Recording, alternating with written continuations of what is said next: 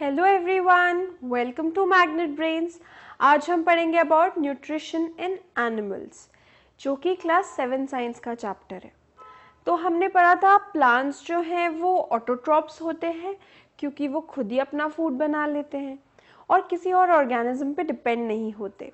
But animals हेटेरोट्रोफ्स होते हैं क्योंकि वो अपना खाना खुद नहीं बना सकते, वो किसी दूसरे ऑर्गेनिज्म पे डिपेंड करते हैं for their food and survival. तो जो उनका मोड ऑफ न्यूट्रिशन है वो कहलाता है holozoic nutrition. In this type of nutrition, one organism feed upon the other organism. तो एक ऑर्गेनिज्म दूसरे ऑर्गेनिज्म को खाता है, जैसे कि हम ह्यूमन बींग्स प्लांट्स को खाते हैं, या हम ह्यूमन बींग्स जो नॉन वेजिटेरियन होते हैं वो कुछ सर्टेन एनिमल्स को भी खाते हैं। तो इस टाइप का जो न्यूट्रिशन होता है उसकी क्या 5 स्टेप्स होती है, आइए हम देखते हैं। First is ingestion, that is taking in of food को खाना। सेकेंड इज डाइजेशन, जो खाना हमने खाया उसको स्मॉल सिंपलर सब्सटेंसेस में ब्रेक करना। Then after ingestion and digestion comes absorption. अब अब्जॉर्प्शन का मतलब क्या है, जो भी आपने खाना खाया है ब्लड ने उसे क्या किया, अब्जॉर्ब किया। देन कम्स असिमिलेशन, ये यानी कि ये जो सारा खाना है ये ब्लड जो है डिफरेंट पार्ट्स पे अपने साथ लेकर जा रहा है ताकि डिफरेंट बॉडी ऑर्गन्स को एनर्जी मिल सके। एंड लास्ट इज एजेशन यानी कि जो भी वेस्ट मटेरियल है उसको बॉडी से एक्सक्रीट आउट या थ्रो आउट करना। तो आइए अब हम डेफिनेशंस देख लेते हैं। Ingestion is the taking in of food. हाँ, ये तो हम समझ ही चुके हैं कि इंजेशन क्या होता है, टेकिंग इन ऑफ फूड। और अगर हम बात करें, next comes digestion. Digestion is the process of breaking down food into simple soluble molecules. Absorption is the process by which digested food enters the blood, and assimilation is the process by which the food is carried by the blood and is utilized by the body. Last, egestion. It is the process by which undigested food is thrown out of the body. तो undigested जो food होता है वो हमारी body से throw out हो जाता है। बट ये जो पूरा प्रोसेस है ये किसी ना किसी सिस्टम से होता होगा, और हमें पता है मेन डाइजेशन कौन से सिस्टम से होता है, डाइजेस्टिव सिस्टम से। तो हम सबसे पहले ह्यूमन बीइंग्स के बारे में पढ़ेंगे और ह्यूमन डाइजेस्टिव सिस्टम के बारे में पढ़ेंगे। सो आइए हम देखते हैं।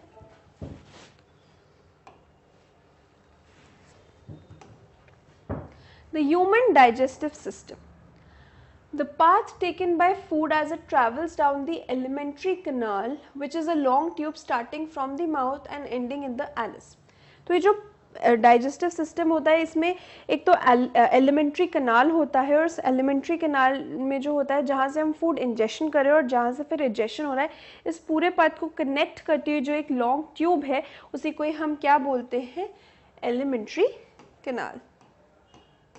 सो अब हम देखते हैं स्टार्टिंग कहाँ होती है। स्टार्टिंग तो होती है फूड की डाइजेशन की माउथ में। जैसे ही हम खाना खाते हैं क्या होता है, हमारे माउथ में टीथ है। तो टीथ जो है, मिल्क टीथ तो बच्चों में होते हैं, और अब जो हमारे टीथ है वो परमानेंट टीथ हैं क्योंकि वो अब टूटते नहीं हैं। तो ये जो परमानेंट टीथ होते हैं ये क्या करते हैं, फूड को बाइट करने में हमारी मदद करते हैं, और फिर सलाइवा जो है वो सिक्रीट करता है सलाइवरी अमाइलेज, और ये क्या करता है, हमारे फूड पे एक्ट करता है। सबसे पहले तो सलाइवा हमारे फूड को इजीली मिक्स करता है अपने साथ, और फिर सलाइवरी अमाइलेज जो कि एक एंजाइम है वो आता है, तो वो क्या करता है, हमारे खाने में जो कार्बोहाइड्रेट्स है उसको शुगर में ब्रेक कर देता है। तो डाइजेशन का प्रोसेस माउथ से ही स्टार्ट हो जाता है क्योंकि कार्बोहाइड्रेट्स को शुगर्स में ब्रेक किया जाता है। तो आइए हम पढ़ते हैं।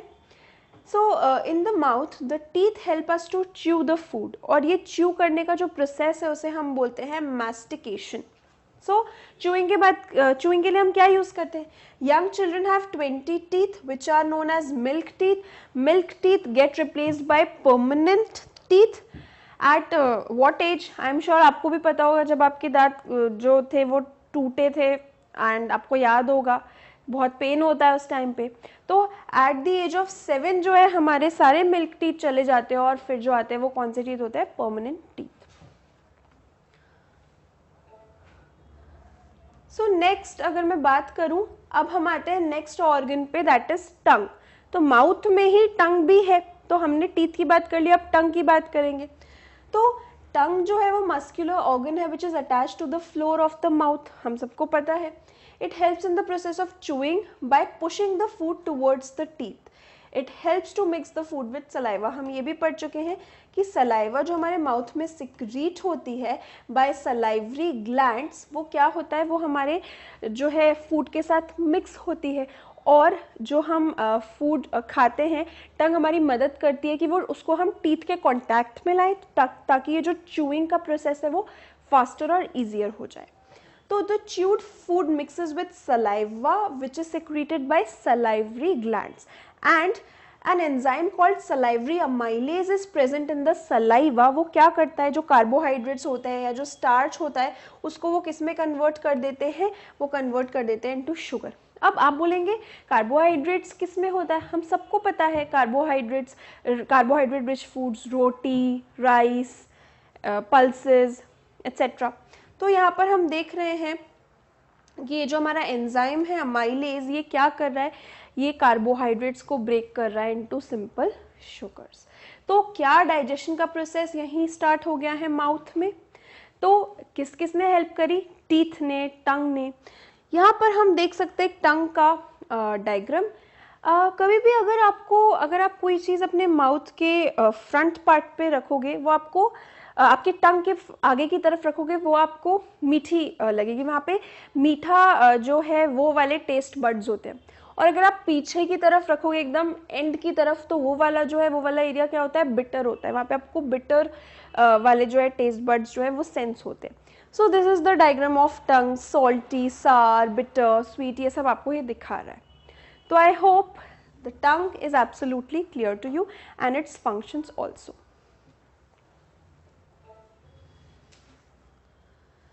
नेक्स्ट हम बात करेंगे आगे, अब माउथ के बाद हम आते हैं in the pharynx and the oesophagus. तो फेरिंग्स और कुछ नहीं है, जैसे हमारे माउथ से खाना निकलता है तो अब वो एक लॉन्ग ट्यूब में चला जाता है, आप सब इमेजिन कर पा रहे होंगे, और उसी लॉन्ग ट्यूब को हम बोलते हैं pharynx. The tongue rolls chewed food into a ball and pushes into short muscular tube known as pharynx. तो अब खाना किस में चला गया, फेरिंग्स में। और फेरिंग्स के बाद एक दूसरी ट्यूब में जाता है खाना which is known as oesophagus. तो अब खाना, हमें पता है हमारी सांस की नली यानी विंड पाइप भी यही होती है और फूड पाइप भी यही होता है। तो हमारा फूड पाइप में ही क्यों जाता है, विंड पाइप में क्यों नहीं जाता। आपको पता है कभी कभी खाना फूड पाइप में भी चला जाता है और उससे हमें खांसी आती है और चोकिंग हो जाती है, बट ज़्यादातर टाइम तो खाना फूड पाइप में ही जाता है। ऐसा इसीलिए क्योंकि वहाँ पे एक flap like structure known as epiglottis present है। एपिग्लॉटिस क्या करता है, विंड पाइप को बंद कर देता है जब हम खाना खाते हैं। तो वहाँ से क्या होगा, वहाँ खाना हमारा फूड पाइप में ही जाएगा, विंड पाइप में नहीं जाएगा। From the pharynx, the food goes into a long tube known as esophagus. Food is prevented from going into the windpipe by a small flap-like structure known as epiglottis. Every time we swallow food, the epiglottis closes the windpipe. तो वो food pipe के ऊपर एक ऐसे flap डाल देता है. That is why it's a flap-like structure. When it forgets to time its movement, food or water enters in the windpipe and we choke.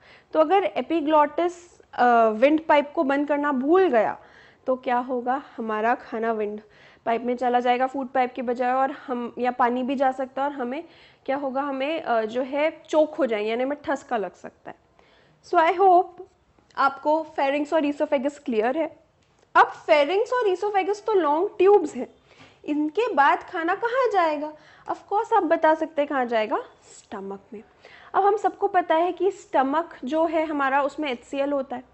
HCl digestion में ही मदद करता है, और एक और एंजाइम है पेप्सिन, वो भी स्टमक में ही रिलीज होता है और वो भी डाइजेशन में मदद करता है।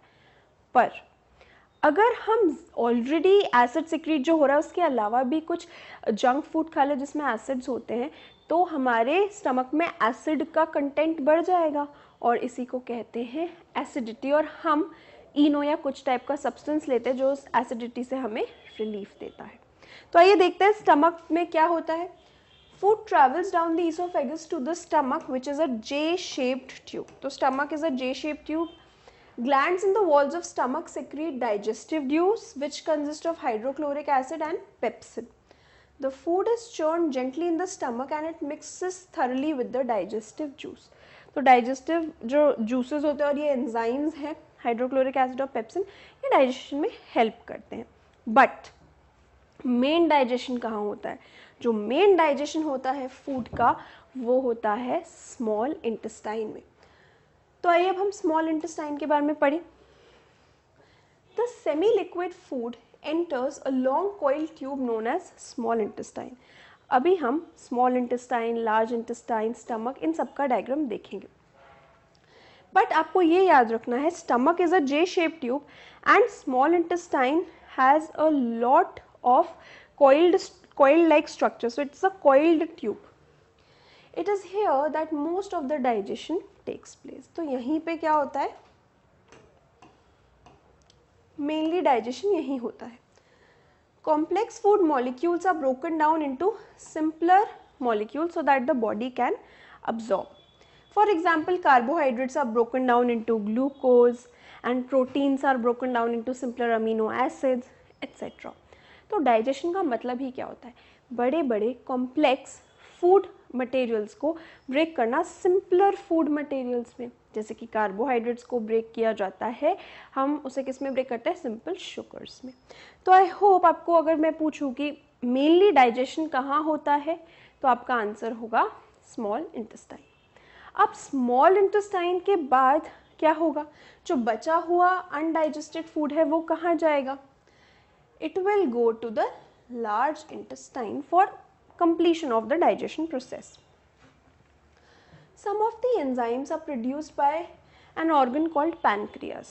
तो हमारी लार्ज इंटेस्टाइन में पैनक्रियाज है और वो पैनक्रियाटिक जूस सिक्रीट करता है जो कि डाइजेशन में हेल्प करता है. जैसे कि प्रोटीन्स, कार्बोहाइड्रेट्स, फैट्स, सबके डाइजेशन में हेल्प करता है. सो pancreas lie behind the stomach and liver lies in front of the stomach. तो अब हम पढ़ेंगे about pancreas and liver. तो pancreas are behind the stomach and liver lies in the front of the stomach. pancreas क्या secrete करता है? pancreatic juice. और liver secrete करता है bile. bile जो है वो fats के digestion में सबसे important होता है. bile is stored in a structure called gall bladder. Gall bladder में गॉल ब्लैडर एक स्ट्रक्चर है जिसके अंदर बाइल जो ये सेक्रीट किया जाता है लार्ज इंटेस्टाइन के द्वारा, वो स्टोर होता है. और अब बाइल हेल्प करता है to break down fats into small droplets. तो फैट्स का डाइजेशन कौन करता है? बाइल. और इस तरीके से फैट्स का डाइजेशन ईजी हो जाता है. The inner wall of small intestine has millions of finger like structures known as villi. तो ये जो विलाई होते हैं इनका क्या काम होता है? ये finger like millions of structure है जो कि स्मॉल इंटेस्टाइन की वॉल्स में होते हैं. तो इनका क्या काम होता है? ये अब्जॉर्ब कर लेते हैं फूड पार्टिकल्स को. तो अब्जॉर्प्शन के लिए सरफेस एरिया बढ़ जाता है क्योंकि ये फिंगर लाइक स्ट्रक्चर्स होते हैं. The villi increase the surface available for absorption. तो जो भी सरफेस अब्जॉर्प्शन के लिए अवेलेबल होता है उसको बढ़ाता कौन है? विलाई. और ये कैसे होते हैं? फिंगर लाइक स्ट्रक्चर्स और फिंगर लाइक प्रोजेक्शंस. तो आई होप आपको ये पूरा डाइजेस्टिव सिस्टम समझ में आ गया हो, जिसमें कि हमने स्टार्ट किया था बक्कल कैविटी से. बक्कल कैविटी यानी कि हमारा टीथ, हमारा सलाइवा और हमारी टंग, इन सबको कलेक्टिवली बोलते हैं बक्कल कैविटी. उसके बाद pharynx, oesophagus, then stomach, then comes small intestine and lastly large intestine. तो अब जो वेस्ट मटेरियल्स प्रोड्यूस होते हैं डाइजेशन लार्ज इंटेस्टाइन में जो कंप्लीट हो जाता है, उसके बाद उसको जो है एक्सक्रीट आउट कर दिया जाता है using anus. So let's see the picture of human digestive system.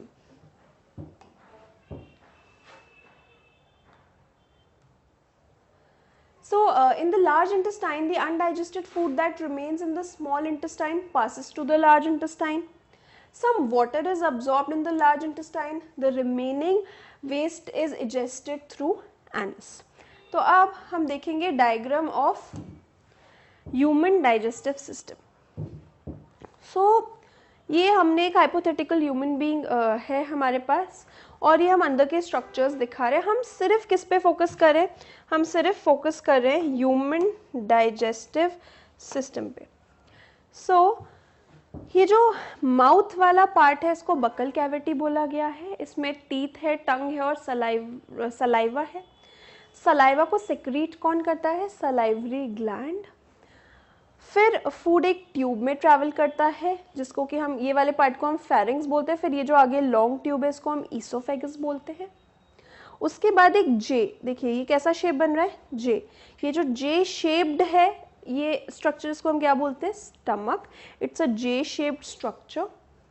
और स्टमक के जो फ्रंट पार्ट में है वो है लिवर, और लिवर जो है वो सिक्रीट करता है बाइल। और बाइल कहाँ स्टोर होता है, गॉल ब्लैडर में। तो ये जो स्ट्रक्चर आपको दिख रहा है राउंड शेप, ये this is nothing but gall bladder. उसके बाद यहाँ पर है ये पैनक्रियाज, जो कि पैनक्रियाटिक जूस सिक्रीट करते हैं जो कि डाइजेशन में हेल्प करता है। तो पैनक्रियाज के बाद ये पूरा स्टमक कंप्लीट होता है, और अब हमारा जो फूड है वो एक लॉन्ग कॉइल्ड ट्यूब में जाता है जिसको कि बोला जाता है स्मॉल इंटेस्टाइन। और स्मॉल इंटेस्टाइन में फाइनली डाइजेशन ऑफ फूड होता है, that is breaking of complex food substances into simpler substances. और उसके बाद जो अनडाइजेस्ट, और यहाँ पर आपको पता है विलाई भी प्रेजेंट रहते हैं जो अब्जॉर्प्शन में हेल्प करते हैं सरफेस एरिया बढ़ाकर। उसके बाद जो अनडाइजेस्टेड फूड है वो लार्ज इंटेस्टाइन में चला जाता है, और वहाँ वो एनस के थ्रू क्या होता है, सिक्रीट हो जाता है, सॉरी एक्सक्रीट आउट हो जाता है आउट ऑफ आवर बॉडी। तो I hope human digestive system आपको एब्सोल्युटली क्लियर होगा।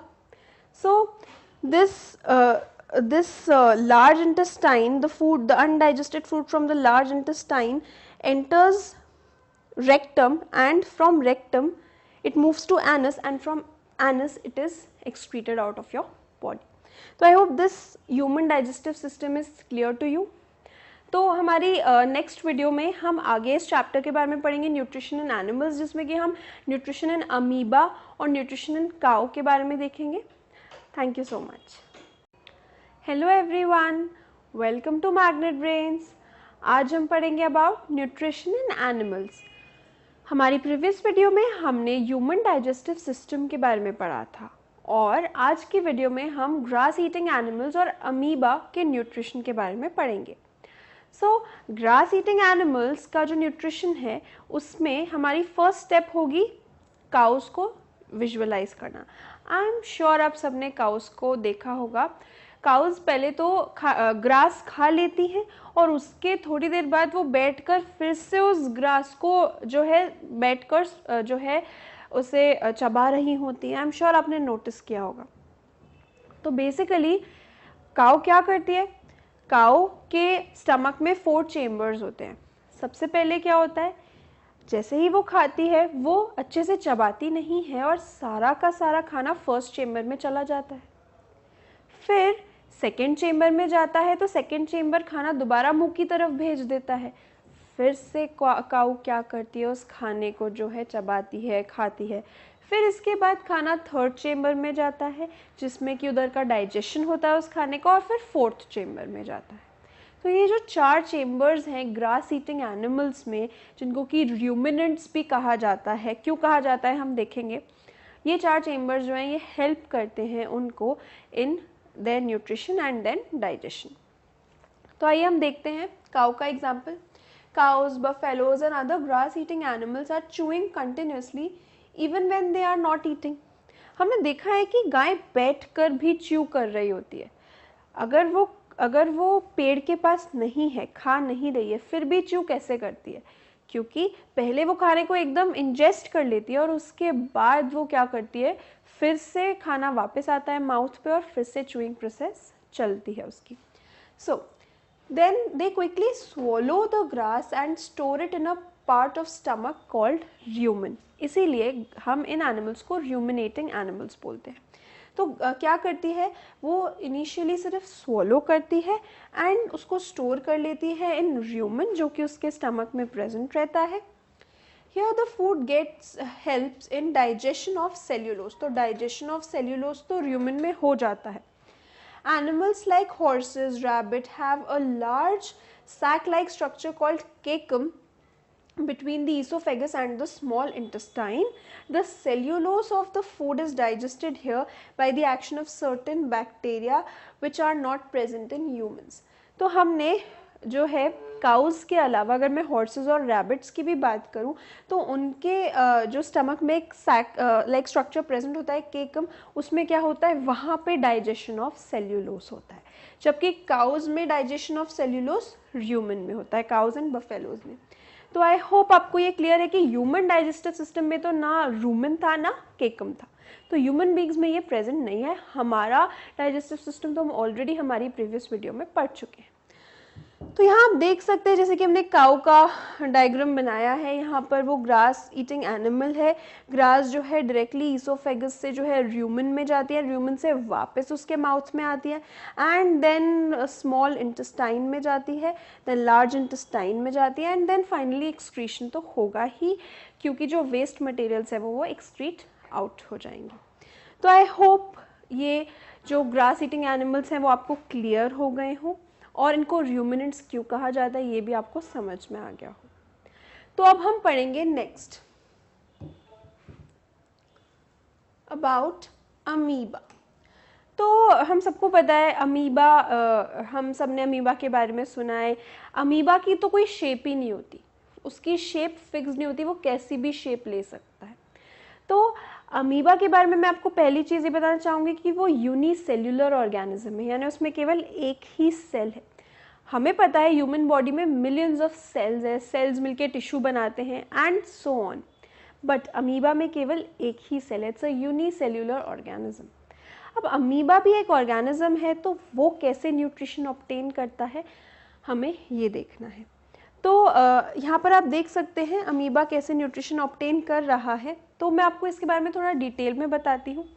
सबसे पहले तो अमीबा के अंदर एक डेंस स्ट्रक्चर होता है नोन एज इट्स न्यूक्लियस।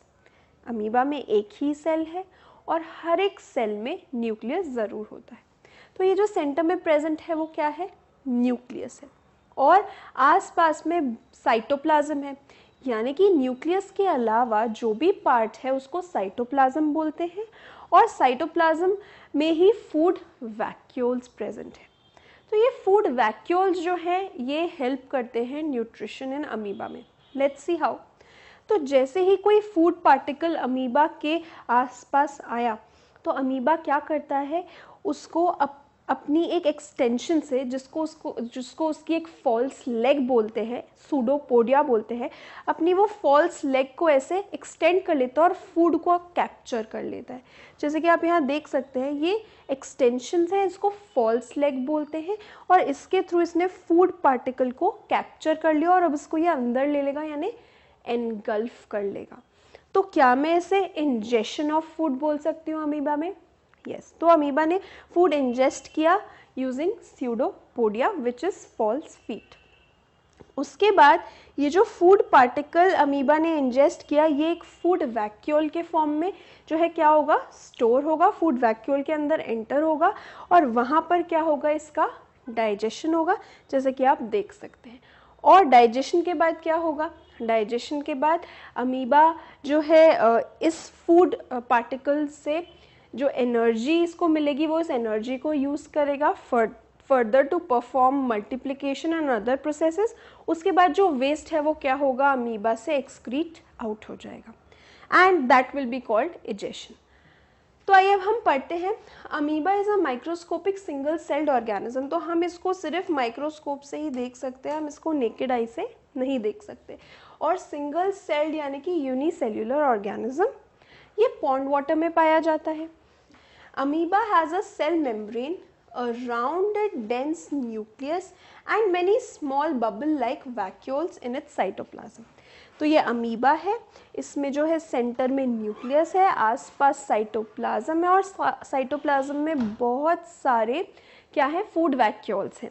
उसके बाद ये जो आउटर मोस्ट कवरिंग है अमीबा की, इसी को कहा जाता है इसकी सेल मेम्ब्रेन।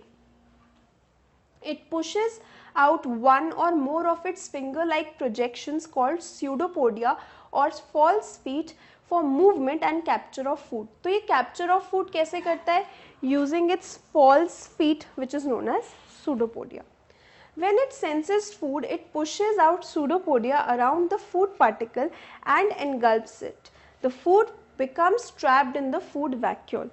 तो उसने जैसे ही फूड पार्टिकल को देखा, उसने उसे कैप्चर कर लिया और फिर उसे एनगल्फ कर लिया, और ये जो फूड पार्टिकल है किस में चला जाता है, फूड वैक्यूल में, जहां उसका क्या होगा, डाइजेशन होगा। तो आइए आगे देखते हैं digestion. Digestive juices are secreted into the food vacuole. They act on the food and break it down into simpler substances. तो ये डाइजेशन प्रोसेस कहाँ हो रहा है, फूड वैक्यूल में। Generally the digested food is absorbed. तो अब ingestion हो गया, डाइजेशन हो गया, अब्जॉर्प्शन हो गया, अब होगा assimilation. The absorbed substances are used for growth, maintenance and multiplication. Multiplication का मतलब है एक अमीबा का रिप्रोड्यूस करके दूसरा अमीबा बनाना। तो ये सब जो है ये हो गया हमारा, ये असिमिलेशन की वजह से ही ग्रोथ और मेंटेनेंस और मल्टीप्लिकेशन पॉसिबल होंगे। उसके बाद आएगा क्या, egestion. The undigested residue of the food is expelled outside by the vacuole. तो vacuole क्या करेगा, अब जो undigested food है उसका इजेशन कर देगा। तो यहाँ पर आप देख सकते हैं कि कैसे जैसे ही अमीबा के आसपास ये फूड पार्टिकल आया, उसने स्यूडोपोडिया को एक्सटेंड करके उसको झट से क्या कर लिया, कैप्चर कर लिया। So this is how all the 5 processes take place in amoeba. तो आई होप अमीबा का न्यूट्रिशन आपको क्लियर है और वो 5 स्टेजेस भी आपको क्लियर है। इन आवर नेक्स्ट वीडियो हम इस चैप्टर के फ्रीक्वेंटली आस्क्ड क्वेश्चंस को डिस्कस करेंगे। Thank you. Hello everyone, welcome to Magnet Brains. आज हम पढ़ेंगे अबाउट न्यूट्रिशन इन एनिमल्स, इस चैप्टर के फ्रीक्वेंटली आस्क्ड क्वेश्चंस के बारे में। ये क्लास 7 साइंस का चैप्टर है। तो फ्रेंड्स, फ्रीक्वेंटली आस्क्ड क्वेश्चंस जो है मैं आपसे डिस्कस करूंगी। आई एम श्योर आपसे इन क्वेश्चंस के आंसर बनेंगे अगर आपने मेरी इस चैप्टर की वीडियोस को देखा होगा, और अगर नहीं देखा है तो आप हमारी ऑफिशियल वेबसाइट magnetbrains.com पर जाकर उन्हें देख सकते हैं and then you can study from there. तो फ्रेंड्स, ये questions let's discuss. The first question, fill in the blanks. The main steps of nutrition in humans are, हमें पता है 5 स्टेप्स होते हैं। क्या होते हैं वो, ingestion, digestion, absorption,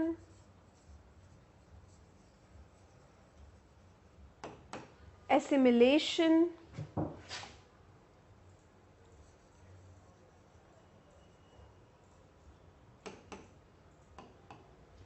and egestion।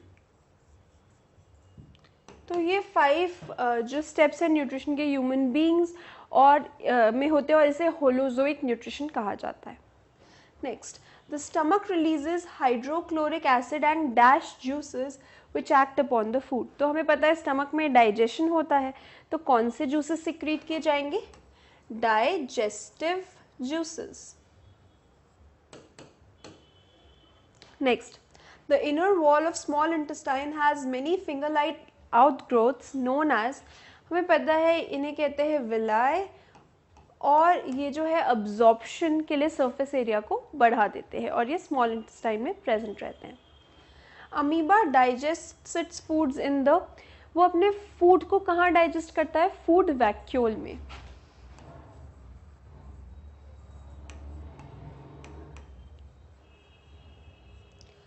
तो आई होप फ्रेंड्स आपको ये सारे fill in the blanks clear हों। Let's move to the next question.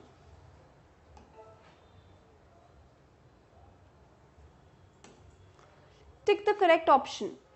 Fat is completely digested in the, हमें पता है डाइजेशन पूरा का पूरा कहाँ कंप्लीट होता है, हम सबको पता है it is majorly done in the small intestine. Next, water from the undigested food is absorbed mainly in the, तो जो वाटर है वो मैक्सिमम अमाउंट ऑफ वाटर जो अब्जॉर्ब होता है वो लार्ज इंटेस्टाइन अब्जॉर्ब करती है. सो आपका आंसर हो गया लार्ज इंटेस्टाइन. तो आई होप ये दोनों क्वेश्चंस आपको क्लियर हैं. नेक्स्ट हम बढ़ते हैं.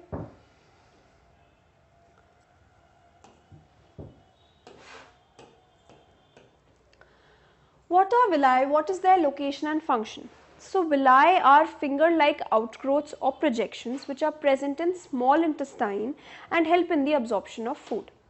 तो villi जो है small intestine के walls में होते हैं और वो finger-like projections होते हैं और वो क्या करते हैं, food का absorption easy बना देते हैं क्योंकि उनका surface area बहुत ज़्यादा होता है.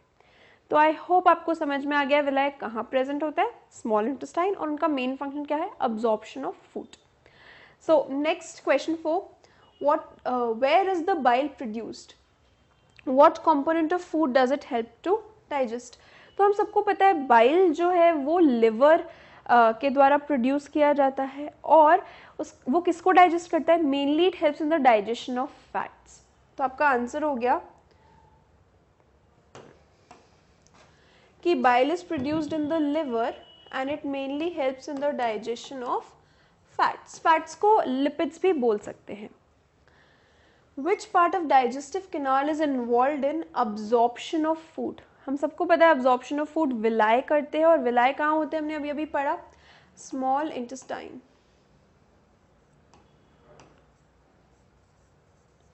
Chewing of food. Chewing of food is done in mouth with the help of teeth, saliva and tongue. तो उसको हम buccal cavity भी बोल सकते हैं या फिर mouth भी बोल सकते हैं.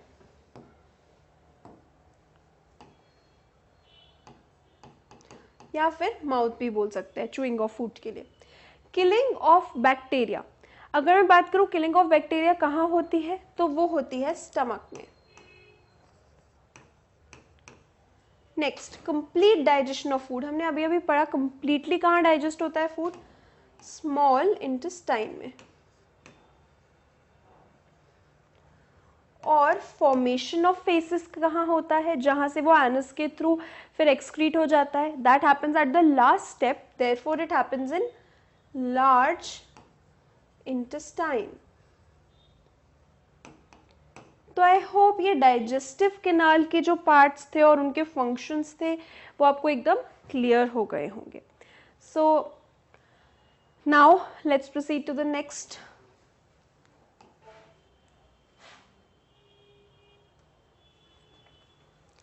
So this is the last question, question number 6, match the following. तो आई एम श्योर ये तो आप आराम से कर पाएंगे. So let's proceed. Salivary gland का क्या फंक्शन होता है आपको वो ही देखना होगा, क्योंकि अगर मैं यहाँ ऑप्शंस देखूँ तो मुझे समझ में आ जाएगा कि मुझे मैच करना है, तो मैच किस बेसिस पे करना है. जैसे कि स्टमक है तो मुझे पता है एसिड रिलीज होगा, सलाइवरी ग्लैंड है तो सलाइवा सिक्रीशन होगा. तो सलाइवरी ग्लैंड का मेन फंक्शन होता है सलाइवा सिक्रीशन. तो आई होप ये आपको समझ में आ गया. स्टमक, स्टमक का मेन फंक्शन होता है acid release. I hope this is clear. Liver, liver क्या करता है, हमने अभी अभी पढ़ा, बाइल जूस का सिक्रीशन कौन करता है, liver. So liver is responsible for bile juice secretion. Rectum, हमको पता है एनस के ऊपर ही रेक्टम होता है और वहाँ से जो है क्या होता है, इजेक्शन होता है, एक्सक्रीशन होता है फूड, अनडाइजेस्टेड फूड का या वेस्ट मटेरियल का. तो क्या मैं ऐसा बोल सकती हूँ कि रेक्टम में स्टोरेज ऑफ अनडाइजेस्टेड फूड होता है, नहीं. क्या मैं ऐसा बोल सकती हूँ डाइजेशन इज कंप्लीटेड, नहीं. क्या मैं ऐसा बोल सकती हूँ absorption of water, no. So the answer is release of faeces. Next, small intestine. Small intestine में हमें पता है कि डाइजेशन जो है वो क्या होता है, कंप्लीट होता है. तो हम यहाँ पर स्मॉल इंटेस्टाइन को मैच कर देंगे डाइजेशन इज कंप्लीटेड से. Large intestine, storage of undigested food क्या लार्ज इंटेस्टाइन में होता है, हाँ, क्योंकि वहीं से फिर वो कहाँ जाता है, एनस और रेक्टम और एनस के थ्रू एक्सक्रीट होने। और अब्जॉर्प्शन ऑफ वाटर भी क्या मेनली लार्ज इंटेस्टाइन में होता है? The answer is yes. तो क्या लार्ज इंटेस्टाइन के दो फंक्शंस हो गए, absorption of water as well as storage of undigested food. तो आई होप ये मैच द फॉलोइंग पूरा का पूरा आपको समझ में आ गया होगा। इनमें से बहुत सारे क्वेश्चंस एनसीईआरटी क्लास 7th की टेक्स्ट बुक में है। आई एम श्योर आपको इस चैप्टर के लिए ये FAQs काफ़ी हेल्पफुल होंगे। Thank you.